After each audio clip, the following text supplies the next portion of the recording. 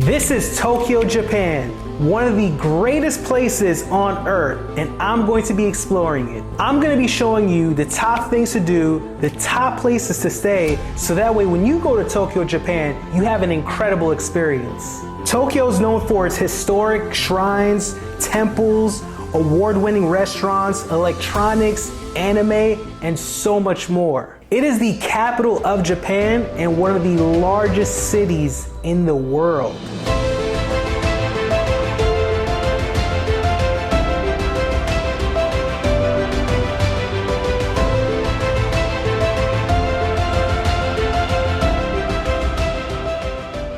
We landed at Haneda Airport, and one of the most amazing things about Japan is that they have a very efficient train system. So when we landed in Tokyo, we pretty much took the train from the airport to the hotel, because this is probably one of the best ways of getting around Japan, period, especially in Tokyo. During our time in Tokyo, we stayed at about 3 different hotels, but our first hotel was the Ritz-Carlton. The Ritz-Carlton is probably one of the top brands when it comes to hotels around the world, but specifically in Tokyo, it was literally one of the best hotels in Tokyo. And I wanted to splurge a little bit because Tokyo was a destination of mine that I've always dreamed of going to. So I said to myself, you know what, let me give myself a really cool experience. Let me stay in one of the best. So we stayed at the Ritz-Carlton, and let me tell you guys this.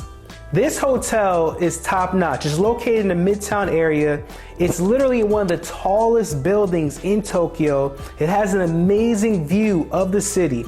The rooms are so nice and cozy, you know, with an amazing view. The hotel itself has an amazing indoor pool, an award-winning restaurant, incredible bars and bartenders. Guys, this hotel has top tier amenities and service. If you're looking for a nice hotel and you're willing to spend some extra coin, the Ritz-Carlton is certainly a good choice. My stay here was absolutely incredible. After getting checked in and settled in, it was time to hit the streets of Tokyo. And the first stop was Shibuya Crossing. Guys, after all these years, finally made it to Shibuya Street. Literally one of the busiest intersections in the world. People travel from all over to experience this. And the moment the walk sign lights up, it's go time for thousands of pedestrians all moving in different directions. This is located in the heart of Shibuya and is surrounded by massive TV screens, tall buildings, and endless flashing lights. Shibuya Crossing is certainly a must-see when you come to Tokyo, right? Like, people literally, you know, hang out. There's a Starbucks there where people can overlook the intersection. There's cafes and things of this nature. People literally spend time watching this intersection. That's how much of a sight to see this is. You know, after running around the busiest intersection in the world, you'll start to work up an appetite. So it was definitely time to eat. Plus, I was really excited because I heard so many great things about the food in Japan. So I was ready to experience it. And I found out there was a really popular ramen spot called Ichiran that we just literally had to try, and they have several locations all around Tokyo. And the cool thing was there was actually a location in the Shibuya area, so we was able to walk right from Shibuya Crossing. And you know, upon getting there, we realized there was a little line. Now, I want to give you guys a warning. If it's a popular restaurant in Japan, chances are there's going to be some type of wait, typically. But it's well worth the wait, and you'll just have to experience it for yourself. So when we got there, there was a little line. It wasn't too crazy. Mind you, it was literally around like midnight. But after getting inside, you pretty much order your ramen from this machine. You like pre-order it, and you wait a couple more minutes until like people actually, you know, are finished eating, because seating is limited. I want to say there was about like perhaps less than 15 booths. And you sit down there and they already know your order, so you give them the slip from your order that you create from the machine, and they're just back there whipping it up. And as they're finishing what they're making, they kind of just like slide it out. It's a really interesting thing. It's just like you just got this random just opening that happens, and then somebody just slides in your food and slides in your beverages. and there's really no interaction. No one talks to you. It's just really quiet. All you hear is slurping around the restaurant because people are slurping up their ramen. And out there, slurping, noodles is just kind of a sign of, it's actually a good thing, right? Like, it's actually respectful because you're literally letting the restaurant and chef know that the food is good. And let me tell y'all something. This restaurant was the perfect way to kick off the food experience of being in Tokyo because this ramen was slamming. And I'm not even really a ramen guy, but listen, every single bite was A1. Highly recommend going to Ichiran for sure. The next day, we went to this area called Akihabara, which is like a very anime type location. There's thousands of electronic stores, and I'm excited. Me personally, I'm not really a super big anime fan, but I have seen a couple of cartoons growing up and things of that nature, so I'm excited about checking out. And I already know how big anime and that type of culture and how big it is in Japan as well. Are you excited? I'm excited. She a little sleepy, but we about to get to it. I'll see you in Akihabara. So going to Akihabara is definitely one of the top places that you have to go. And when you get there, it's just a crazy experience because you see all these big like billboards and like big screens on the side of the buildings, people all dressed up in anime outfits. You got several shops where you can play these like video games, and they're just like packed, and you got people selling all these different types of things. And it is literally like, when you think of Tokyo and like culture of Tokyo, Akihabara is definitely a place that embodies that for sure. But it was so cool and it was so unique, and it just made me more excited about what I have to expect when it comes to Tokyo, Japan. It was literally like what I've seen on TV. So if you're looking for the newest computers, cameras, televisions, phones, electronics, home appliances, and even secondhand goods, listen, like, Akihabara is definitely a place where you want to go. From there, we went to another popular area in Tokyo called Shinjuku. Guys, this is a very vibrant part of Tokyo. There's bars, restaurants, amazing nightlife, shopping, so vibrant. I'm about to show you guys around. When you come to Tokyo, this is a place you have to come to. Man, this is where you'll see a lot of nightlife, bars, shopping.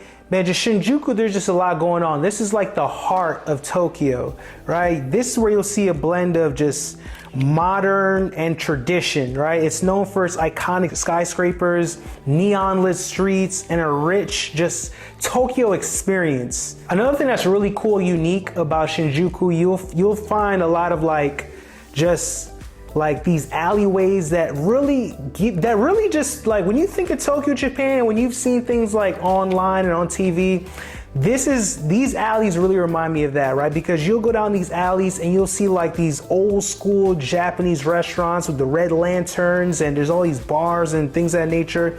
But it's a very picturesque just alleyway that you have to experience when you're in Shinjuku. And also too, you'll be able to experience some of the best food there, like the ramen and sushi, something called yakitori, and so much more. And again, when you're in Tokyo, Japan, I would highly encourage you to visit Shinjuku because it's just, again, it's one of the most happening areas in Tokyo, and it's just an all-around vibe. That night, we checked into another hotel called the Mezim. This is a luxury Marriott property, and I would highly recommend this hotel.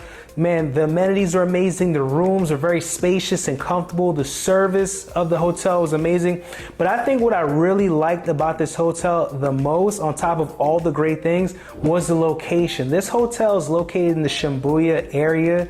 Again, nearby the Shibuya crossing and other popular landmarks. But staying at this hotel, it really allowed us to have easy access to a lot of the amazing just landmarks that Tokyo has. The following morning, we did another bucket list thing that you have to do in Tokyo, and it is going to the Team Labs Planet Museum. So pretty much like being at this museum, guys, you're gonna truly be immersed in the artwork. It's not like a regular museum or place where you're just gonna stand there looking at art on the wall. Like, no, you're gonna actually be a part of the art. You're gonna be walking in it, you're gonna be touching it, you're gonna be feeling it, experiencing it. There's like this part where this like garden like floats in the air and it comes down to you. It is just truly an epic experience. And When you go to Tokyo, I highly encourage you to go to Team Lab, but my warning is that you book it in advance. Because it's so popular, it sells out really, really fast. And I don't want you to get there and you're not able to go. So make sure that you book in advance when you go to Tokyo, and you will not be disappointed. Highly encourage you. After exploring this crazy museum, worked up an appetite, so it was time to go to the Tsukiji. There we go. Currently heading to Tsukiji Fish Market, and I heard a lot of great things and also heard a lot of not so great things. So heard some mixed reviews, but there's a lot of food options there. It's a fish market in Tokyo. So we're here. Yeah. Okay. This is like a food town where you'll just see just vendors and just street food after street food after street food in restaurants. And listen, if you want to try all unique and different types of just food, Japanese food in a really street food style, this is definitely where you want to go. I was eating different things like candied strawberries and sea urchins and muscat grapes, which are grapes I haven't had anywhere else. Shrimp crackers, where you get this like, it's crazy like big cracker looking thing, and there's like a shrimp imprint in it. It's very popular thing to try out there. Fish cakes and so much more. I had such a great time, such a unique experience, and it also gave me just the opportunity to try a lot of different Japanese food in a very short period of time, because everything is out there. Just whatever you're looking for, it's there, right? It is a true Japanese foodie experience. Later on that night, I did something really unique. I found a secret bar. So secret that most locals don't even know about it. Follow me, I'm gonna show you all of them. All right, so for this one, we're here on a very just quiet, low-key street with different restaurants and bars, and you wouldn't think that there's a secret bar here, but there is, right? And it's a bar called by the name of No Room for Squares. All right, so we're about to go on this elevator, and I'm gonna show you where it's at. Come on, follow me. You gotta hit number 4. As you can see here, it looks like a vending machine, right? It looks like one of those old school vending machines where you pop some change in there and then you get a can of soda. But behind this door is a secret bar.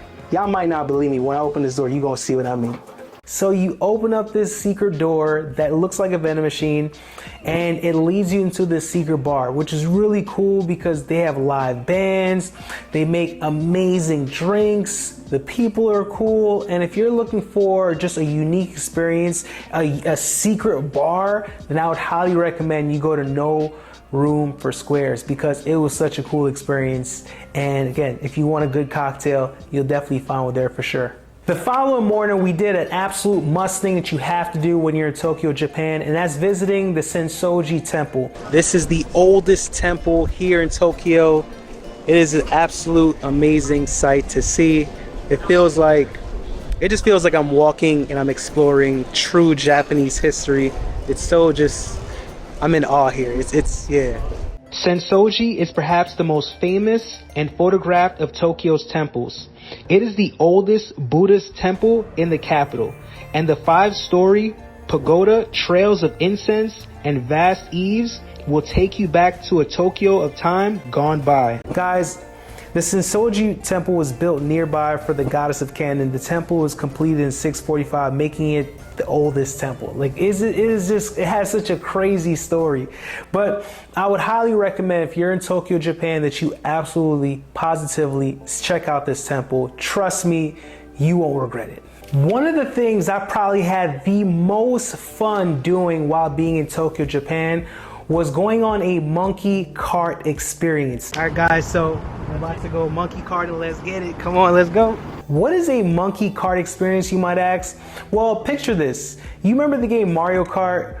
Well, it's almost like being in a real life Mario Kart video game where you get the opportunity to pick one of their costumes, right? And dress up and drive around the streets of Tokyo in these little carts. Number one, it's an amazing way to explore Tokyo because you get a chance to just drive around firsthand seeing it. But then two, it's so fun because you're literally wearing costumes. You could do this, you know, within a group. You could do it with maybe just you and just, you know, a loved one or a friend or whatever. But either way, it is truly experience. You could do this during the day, or you could do it at sunset, or you could do it at night. I feel like no matter what time of the day that you do it, it's gonna be a cool experience. I think the nighttime is probably the best time to do it. We did it during the day, but I feel like there's pros and cons to doing different types of the day. But all in all, this was just such a cool experience. It was so fun. I really felt like a kid again. Now, one thing I am gonna recommend is that if you're really trying to do this, make sure that you get your international driver's license before you get to Japan.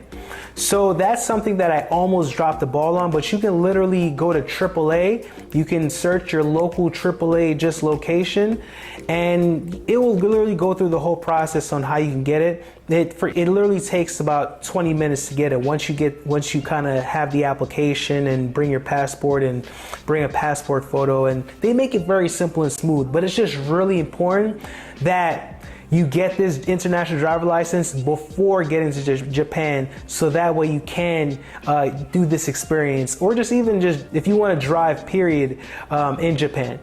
But me personally, I feel like this is probably one of the most fun experiences that I had in Japan, and I highly encourage you to do this. That's why I'm pushing you to make sure that you get this international driver license, so that way you have it, so that way when you get there, you can actually do it. And also booking in advance as well. I'm gonna drop in the description the company that I did it with, because they really made it a great experience. Another restaurant that you absolutely have to try, it's a restaurant called Gunpachi.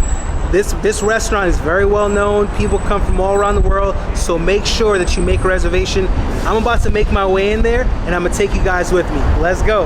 And number one, not only is the food and the total experience of it all just amazing, but also this is a restaurant where the movie Kill Bill was featured in, right? So you remember that popular fighting scene in Kill Bill when it was like in type of like a restaurant type location? Well, either way, this was the location where that fight scene was. So how cool is that? You get to actually experience eating in a place where they filmed the movie Kill Bill.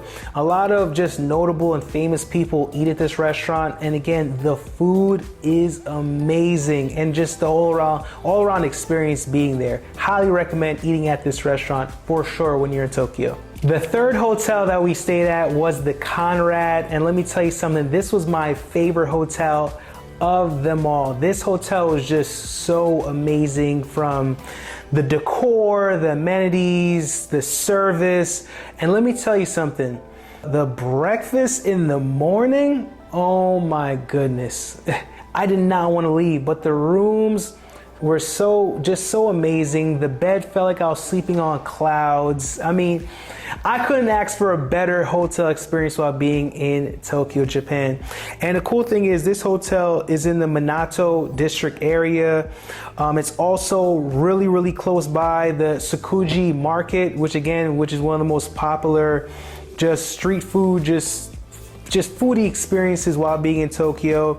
It overlooks just an amazing garden. I mean, I want to go back right now. Okay, this hotel is just truly top notch, and I love everything about it. And guess what? All the hotels that we stayed at were amazing, but again, if you could pick this hotel, if you could book this one, I would highly encourage it. Again, all of them are great, but this hotel was just my favorite, hands down. And that was my time in Tokyo, Japan. Man, listen, truly one of my favorite places on this planet now. I give it a 10 out of 10. If you enjoyed this video, hit the like button. Also, let me know in the comments if you plan on going to Tokyo, or maybe you've been and you've done some of the things that I've mentioned. And also too, if you're looking to explore other parts of Japan, stay tuned for the next video, because I'm gonna be sharing with you guys other places that I went to outside of Tokyo that were truly amazing. So subscribe to the channel so that way you don't miss out. I'm gonna see you guys on the next one. Let's get it. Let's go.